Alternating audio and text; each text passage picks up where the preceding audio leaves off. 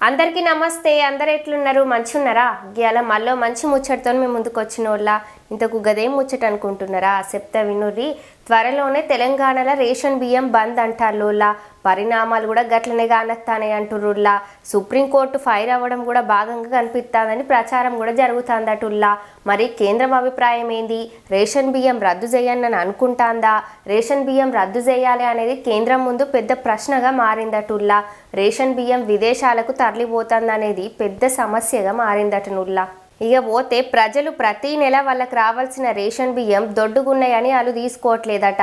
పైగా వాళ్ళు తీసుకున్నట్లుగా లెక్కల రాసి బియ్యాన్ని పాలిష్ చేసి ఆ బియ్యాన్ని విదేశాలకు తరలిస్తూ వేల కోట్ల రూపాయలను కొల్లగొడతాలటనుల్లా. అక్రమాలు, రేషన్ పంపిణీ బియ్యం పెద్ద సవాల్గా మారినట్టు కేంద్రం అభిప్రాయపడుతుందటనుల్లా.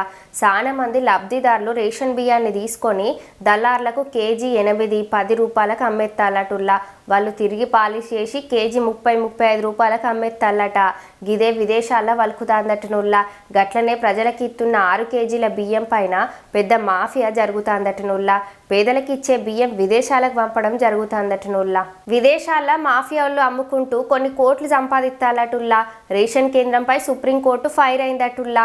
ఇంకెన్నాళ్ళు ఈ ఉచిత పంపిణీ రేషన్ బియ్యం అని దాన్ని ఆపేసి ఉపాధిని కల్పించాలని ఆదేశించిందటనుల్లా. ప్రతి నెల 81,35,00,000 మంది రేషన్ బియ్యం పంపిణీ చేస్తాందటనుల్లా. ఇక సగం మందే ఈ బియ్యాన్ని తీసుకుంటున్నట్టు తెలుస్తాందటనుల్లా. ఇక విచారణను జనవరి 8 తారీఖున వాయిదా వేసిల్లట. ఇక ఇది కొనసాగించాలా లేక ఆపేయన్నా అనేది నిర్ణయించబడుతుందట. ఇక పైన రేషన్ బియ్యం వద్దు అనుకునేటోళ్ళు గిట్లా తీసుకోకుండా ఉండన్నట. గంతేగాని తీసుకొని దొంగసాటును అమ్ముకుంటే దానిపైన ఖచ్చితంగా చర్యలు తీసుకోనని కేంద్రం చెప్తాందటనుల్లా. అనర్హులైన వాళ్లను రేషన్ నుంచి తీసేయనని అంటాందట. ఎక్కువ బియ్యం సరఫరా ఆంధ్ర ఓడరేవు నుండి పోతాందటనుల్లా. ఆఫ్రికా దేశాల్లో బియ్యం చాలా కరువటనుల్లా. అక్కడ మన బియ్యం బాగా కొంటారట. అందుకే మన బియ్యాన్ని దేశాలకు తరలిస్తాలట. ఆ బియ్యాన్ని నూకల బియ్యంగా చేస్తారట. గట్లాంటి బియ్యానికి పన్నులు ఉండవట. ఇక గిట్లా కావాలని చేస్తున్న అక్రమాల వల్ల కేంద్రానికి రావాల్సిన రెవెన్యూ రావట్లేదటనుల్లా. ఇక చూసిర్రు కదుల్లా, గిట్లా వచ్చే బియ్యాన్ని తీసుకోకపోయినా తీసుకున్నట్లుగా రాస్తాలట. గట్లా అమ్ముకుంటాలట. ఇక వచ్చినవేవో తీసుకొని పెట్టుకోక ఈ జనాలను తీసుకోకపోవడం వల్లే వాళ్ళు అమ్ముకుంటాలటుల్లా. తీసుకోకపోతే ఉన్నాయి పోతాయి, ఉంచుకున్నాయి పోతాయి అన్నట్టు అవుతుంది. ఇక ఏమో చూద్దాం ఏమవుతుందో, ఏం నిర్ణయం తీసుకుంటుందో కేంద్రం. జనవరి 8న తెలుస్తుంది ఏం నిర్ణయం తీసుకోనో. మీరు గిట్లా కమెంట్ పెట్టుర్రి.